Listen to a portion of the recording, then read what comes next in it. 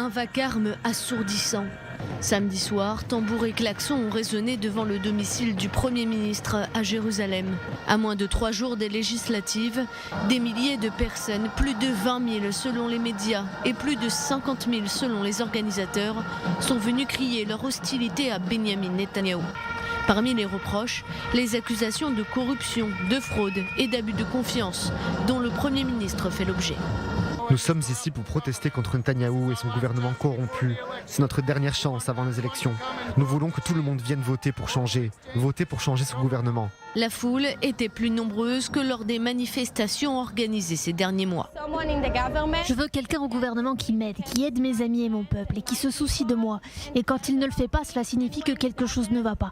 Et quelque chose ne va pas depuis longtemps. Les gens se sont réveillés et j'espère que les choses vont s'améliorer. Avant cette manifestation, plusieurs protestations ont eu lieu aux ponts et intersections à travers le pays. En amont, le Likoud a tenté de les empêcher via une pétition que le président de la commission électorale centrale a finalement rejetée.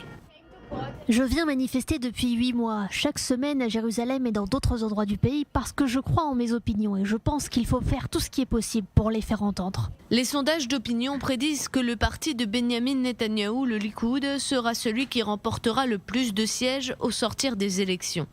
Mais il n'assure pas qu'il réussira à former une coalition. Benyamin Netanyahou compte sur les succès récents de son gouvernement, tels que la campagne de vaccination rapide contre le Covid-19 et la série d'accords de normalisation avec les pays arabes, pour obtenir la majorité.